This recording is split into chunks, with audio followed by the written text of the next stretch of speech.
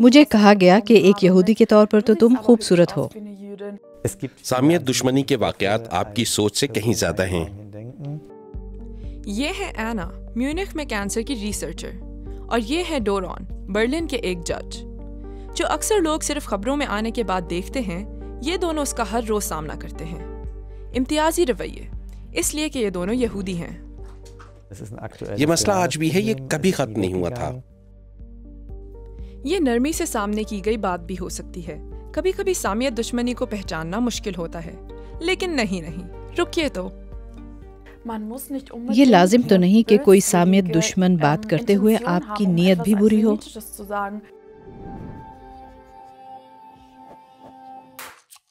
میں ایک لبرل یہودی ہوں۔ ہماری برادری روایت پسند ہے۔ ایسا ہی ایک برا واقعہ ایک کنیسہ کے سامنے پیش آیا جب ایک سائیکل سوار وہاں سے گزرتے ہوئے چیخا، ہیل ہٹلر! تب صبح 8:30 بجے بچوں کو کنڈر گارڈن پہنچانے کا وقت تھا اور بہت سے والدین وہاں ہوتے ہیں۔ ایک پارٹی میں میرے منہ پر کہا گیا کہ کیا ہٹلر ایک یہودی کو بھول گیا تھا؟ اڈولف ہٹلر نازی جرمنی کا وہ ڈکٹیٹر تھا جو 6 ملین یہودیوں کے منظم قتل کا ذمہ دار تھا۔ بطور ایک یہودی ایسی صورتحال میں انسان کو کیا کرنا چاہیے؟ میں تو بس حیران تھی۔ ایک بار میں نے ایک بہت معروف جرمن میگزین کے لیے انٹرویو دیا۔ انٹرویو کے بعد ہم سب وہاں بیٹھے کافی پی رہے تھے۔ گفتگو ہو رہی تھی کہ اچانک مجھ سے یہ سوال پوچھا گیا، ویسے سچ بتائیے گا یہودیوں کے لیے تو ہر بات پیسے کی بات ہوتی ہے نا؟ تب میں بہت حیران ہوا۔ میں نے سوچا، ایک منٹ، یہ میں نے کیا سنا ہے؟ یہ یہودیوں سے متعلق صدیوں سے زیر گردش جھوٹی باتوں کی صرف ایک مثال ہے۔ جھوٹی سامیت دشمن باتیں کوئی نئی چیز بالکل نہیں۔ وہ ہر دور میں منتقل اور ہر عہد میں ظاہر ہوتی رہیں، ہر مرتبہ نئی نسل کے لیے ایک نئی شکل و صورت میں۔ سامیت دشمنی کئی متنوع شکلوں میں سامنے آتی ہے۔ مریم وینزل جرمنی میں فرینکفرٹ کے جیوش میوزیم کی ڈائریکٹر ہیں۔ تو آئیے سرمایہ والی بات پر غور کرتے ہیں۔ تاریخی حوالے سے دیکھا جائے تو یورپ میں یہودیوں کو بہت سے شعبوں سے ہمیشہ باہر ہی رکھا گیا تھا۔ تب وہ روایتی طور پر جو کام کر سکتے تھے ان میں سکوں کی تجارت اور زر مبادلہ کا کاروبار بھی شامل تھے۔ یہ جدید دور کے شروع کی بات ہے۔ وہیں سے اس عمومی تصور کی ابتدا ہوئی کہ یہودیوں کا سرمایہ سے کوئی نہ کوئی تعلق تو ہوتا ہی ہے۔ بحرانی حالات خاص طور پر جھوٹے سامیت دشمن دعووں کے پھیلاؤ کے لیے زرخِ زمین ثابت ہوتے ہیں۔ ایسا ہی ایک صدیوں پرانا غلط تصور خفیہ ہاتھ کا بھی ہے۔ یہ ہاتھ نہ ہوتا ہے نہ نظر آتا ہے، مگر سمجھا یہی جاتا ہے کہ دال میں کچھ کالا ہے۔ ایری ڈبنوف جارج واشنگٹن یونیورسٹی میں تاریخ کے پروفیسر ہیں۔ یہ ہم نے کورونا وائرس کی عالمی وبا جیسے بحرانی حالات میں بھی دیکھا۔ مثلا یہ سوال کہ کووڈ کی وبا کا فائدہ دراصل کس کو ہوگا؟ بالواسطہ طور پر اشارہ ایک ایسی مبینہ یہودی سازش کی طرف کیا گیا جو عمومی دعووں کے مطابق ان کاروباری افراد اور اداروں نے کی جو ویکسین کی تیاری کے لیے کوشاں تھے۔ ایسے افراد کا یہ سوچنا آسان کام ہے کہ لوگوں کا کوئی چھوٹا سا گروہ پوری دنیا کو کنٹرول کرتا ہے۔ یہ دراصل ایک ایسا خفیہ سازشی نظریہ ہے جو بہت ہی پرانا ہے۔ یہ ظاہر ہے کہ حقیقت میں ایک کلیدی اور قطعی طور پر سامیت دشمن بیانیہ ہے۔ یہ خالصتاً ایک مسیحی بیانیہ بھی ہے۔ خفیہ ہاتھ ایسا بے بنیاد اور جھوٹا سامیت دشمن تصور ہے جو قرون وسطیٰ میں بھی موجود تھا، جب مسیحیت یورپ پر مذہبی غلبے کی کوشش میں تھی اور یہودیوں کا تعاقب شروع کر دیا گیا تھا۔ اس کا مطلب یہ ہے کہ یہ سازشی نظریہ کہ یہودی خفیہ طور پر کچھ نہ کچھ کر رہے ہیں ہمیشہ عوامی جذبات کو ہوا دینے کی کوششوں کا حصہ رہتا ہے، پھر ان کوششوں کا نتیجہ پرتشدد واقعات اور اقدامات کی صورت میں نکلتا رہتا ہے۔ مجھے کئی تجربات ہوئے، میں سوچتی ہوں کہ عام جرمن کیا کہتے ہوں گے۔ مثلا کرسمس کے کسی فیملی ڈنر کے دوران اگر کسی سامیت دشمن سازشی نظریہ کا ذکر ہو تو وہ کیا کہتے یا صرف خاموشی رہتے ہوں گے؟ بالکل، آپ کو کچھ تو کہنا چاہیے، اس لیے کہ سامیت دشمنی کو نظر انداز کرنے سے وہ یکدم غائب تو نہیں ہو جائے گی۔ کچھ دیر جرمنی ہی کی بات کرتے ہیں۔ ایسا کیوں لگتا ہے آج بہت سے جرمنوں کے لیے سامیت دشمنی کا سامنا کرنا بڑا مشکل ہے؟ شاید وہ سمجھتے ہیں یہ مسئلہ اب ختم ہو چکا ہے۔ بہت سے لوگ سامیت دشمنی کو صرف دوسری عالمی جنگ سے جڑا دیکھتے ہیں جو ہٹلر نے پیدا کی اور 1945 میں ختم ہو گئی۔ یہ سوچ تاریخ کے عین برعکس ہے۔ تو بات کچھ اور ہے۔ سامیت دشمنی صرف ایک نازی رویہ ہی نہیں ہے۔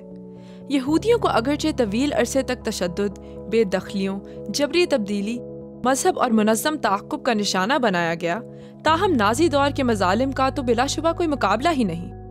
نازیوں نے 1933 میں ایسی سامیت دشمن قانون سازی اور پروپیگنڈا شروع کر دیے جنہوں نے سماجی تقسیم اور جارحیت کی ثقافت کو ہوا دی۔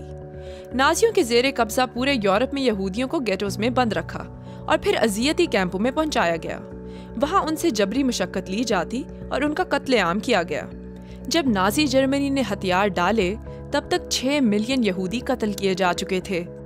جس لمحے ہم یہ سوچتے ہیں کہ سامیت دشمنی کا اگلا ہی مرحلہ تو ہولوکاسٹ ہے، تو ہمارے لیے اس سے کہیں زیادہ بڑے مسئلے، زیادہ بڑے ظلم یا زیادہ پرخطر امتیازی رویے کا تصور بھی مشکل ہو جاتا ہے۔ ابتدا انہی سامیت دشمن رویوں سے ہوتی ہے، اگرچہ ان عمومی رویوں کے تسلسل اور ان کی آئندہ نسلوں کو منتقلی کا مطلب یہ نہیں کہ خدا نخواستہ اگلے ہی روز یہودیوں کی کوئی مکمل نسل کشی کر دی جائے گی۔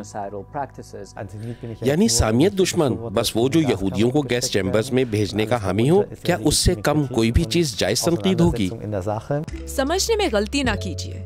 سامیت دشمنی صرف یہ نہیں کہ کسی کو قتل ہی کیا جائے، یہ سننے میں ایسی بھی ہو سکتی ہے۔ بطور یہودی تم خوبصورت ہو۔ اس کا نتیجہ کیا نکلتا ہے؟ ایک مثال، میری دادی مجھے پاس اوور کے مذہبی تہوار پر بنائیں گے بسکٹس دیں، میں انہیں اپنی کار میں رکھ لوں تو وہ کہتی ہیں یوں نہیں، چھپا دو۔ میں نہیں چاہتی کہ ہمسائے جانے کہ ہم یہودی ہیں۔ میرے کئی دوست اپنا یہودی ہونا کھلے عام ظاہر نہیں کرتے، سامیت دشمن واقعات کے باعث، لیکن میں ہر وقت دکھاوا نہیں کر سکتی۔ میں اپنے یہودی ہونے سے متعلق کھلے پن کی قائل ہوں۔ اگر کسی کو کوئی مسئلہ ہے تو وہ مجھ سے بات کر کے خود اسے حل کرے۔ میرے خیال میں ایسے کسی رویے پر رد عمل کئی طرح کا ہو سکتا ہے اور ہر انسان میں مختلف۔ اس میں یہ سب احساسات شامل ہیں۔ میں کیا کروں؟ اگلی مرتبہ مجھے اس کے لیے بہتر طور پر تیار رہنا چاہیے۔ کیا میں واقعی اس معاشرے کا مستقل حصہ بن سکتا ہوں؟ کیا میں کافی حد تک محفوظ ہوں؟ مجھے کہاں جانا چاہیے؟ کچھ یہودیوں کے لیے وہ واحد جگہ جہاں وہ خود کو محفوظ سمجھ سکتے ہیں اسرائیل ہے، دنیا کی واحد یہودی ریاست۔ 1950 سے دنیا بھر کے یہودیوں اور یہودیت اختیار کرنے والوں کو یہ حق ہے کہ وہ اسرائیل میں رہ سکتے ہیں اور چاہیں تو مکمل اسرائیلی شہریت بھی حاصل کر سکتے ہیں۔ بطور باعمل یہودی میرے لیے اہم ہے کہ میں وہاں مذہبی تہوار منا سکتی ہوں۔ وہاں آپ خود کو محفوظ تصور کر سکتے ہیں، اور یہ احساس بھی اہم ہے کہ کوئی ملک ایسا بھی ہے جہاں آپ جا سکتے ہیں۔ وہاں آپ کو اپنے ایک اقلیت ہونے کا احساس بھی نہیں ہوتا۔ یہ بات یہودیوں کے لیے تاریخی طور پر انتہائی اہم رہی ہے۔ اپنے گلے میں ڈیوڈ سٹار پہنے اگر آپ کہیں سے گزر رہے ہوں تو یہ احساس ہونا کہ اس وجہ سے کچھ بھی نہیں ہوگا، یہ بطور یہودی ایک شاندار احساس ہے۔ لیکن اسرائیلی ریاست کے قیام کے بعد کے اشروں میں نئی طرح کی سامیت دشمنی سامنے آئی، اسرائیل سے جڑی سامیت دشمنی۔ ایسا اکثر ہوتا ہے کہ اسرائیل سے جڑے سیاسی حالات و واقعات کے باعث سامیت دشمن حملے زیادہ ہو جاتے ہیں، اسرائیلی سرحدوں سے بہت دور تک، خاص طور پر اس وقت جب اسرائیلی فلسطینی تنازع شدت اختیار کر جائیں۔ جیسے ہی اسرائیل میں کوئی تنازعہ شروع ہوتا ہے، یہاں جرمنی میں بھی ماحول فوراً ہی مشکل اور بے چین کر دینے والا ہو جاتا ہے۔ میں ہمیشہ اس بات سے چڑھنے لگتی ہوں کہ میں جب بھی کہوں کہ میں یہودی ہوں تو لوگ اسرائیلی ریاست کی پالیسیوں کی وجہ سے مجھ پر تنقید کرنے لگتے ہیں، مجھے مورد الزام ٹھہراتے ہیں۔ میرے پاس نہ اسرائیلی پاسپورٹ ہے اور نہ وہاں کی سیاست سے میرا کوئی تعلق، میں تو اسرائیلی شہری ہی نہیں۔ دراصل دنیا بھر کے یہودیوں کی بہت بڑی اکثریت اسرائیلی نہیں، اور ان کا اس ملک سے کوئی تعلق بھی نہیں ہے۔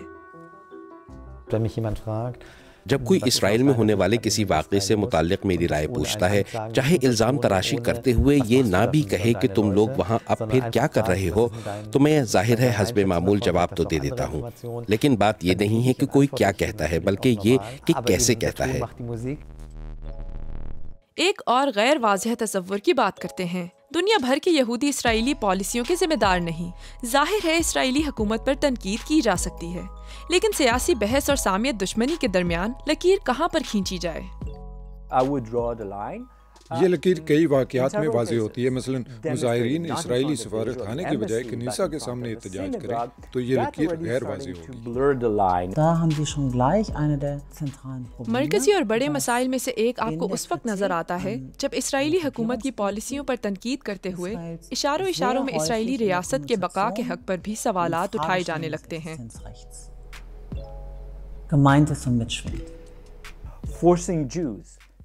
پھر یہ بھی ہوتا ہے کہ یہودی اسرائیل کے بارے میں بات کرنا چاہیں یا نہ چاہیں، لیکن انہیں مثلاً کسی کمرے میں داخل ہوتے ہی کوئی نہ کوئی پوزیشن لینے پر مجبور کر دیا جاتا ہے کہ آپ اسرائیل نواز ہیں یا اسرائیل مخالف، آپ کی ہمدردیاں کس کے ساتھ ہیں، یہ آپ کو شروع میں ہی بتانا پڑتا ہے۔ یہ بھی سامیت دشمنی کی ایک قسم ہے۔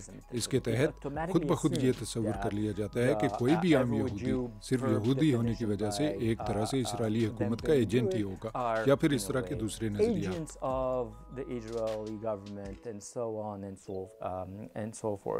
تو سیاسی طور پر یہ گرم آلو کیسے پکڑیں؟ اس پر بات ہی نہ کریں؟ اسی لیے میں اس بارے میں کچھ محتاط ہوں کہ اسرائیل سے متعلق بات ہی نہ کی جائے۔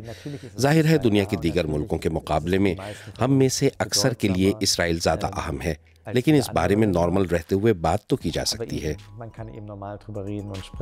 تو اسرائیلی پالیسی پر تنقید کرنا درست ہے۔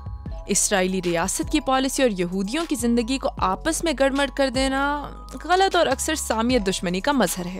آج سامیت دشمنی کا پھیلاؤ اور آسان ہو گیا ہے سوشل میڈیا کے باعث۔ اس کا مطلب ہے ہمیں اپنی معلومات کے ذرائع سے متعلق بہت محتاط رہنا چاہیے۔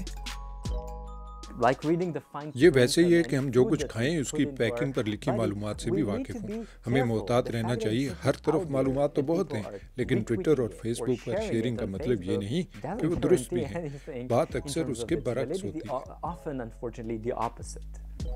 تو پھر یہی بات ذہن میں رکھتے ہوئے ہر اس بات پر یقین نہ کریں جو آپ پڑھتے ہیں۔ یہودیوں کو دنیا بھر میں سامیت دشمنی کا سامنا ہے۔ اس سے قطع نظر کہ کب اور کہاں بات آخر کار انہی غیر واضح تصورات، انہی تعصبات اور اسی نفرت تک پہنچتی ہے۔ ان سب کا مقابلہ بہت کٹھن ہے، اور یہودی ہونے کا مطلب تو صرف اس نفرت ہی کا مقابلہ کرتے رہنے سے بہت زیادہ ہے۔ بالکل، شاید یہ میری بھی خواہش ہوگی، یہودی طرز زندگی کو دیکھا جائے اور دوسروں کو بتایا جائے کہ کیا کچھ ہو رہا ہے، اس لیے کہ خود یہودیوں میں بھی ایک بات کا امکان ہمیشہ رہتا ہے۔ ہر بات پر سامیت دشمنی کے پہلو سے سوچا جائے تو انسان بہت سے مثبت پہلو بھلا بھی دیتا ہے۔ میں خود کو کبھی بھی مظلوم بنا کر پیش نہیں کر سکتی۔ گلے میں ہمیشہ ڈیوڈ سٹار پہنے عام گلیوں سڑکوں پر چلتے پھرتے مجھے اپنے یہودی ہونے پر فخر محسوس ہوتا ہے۔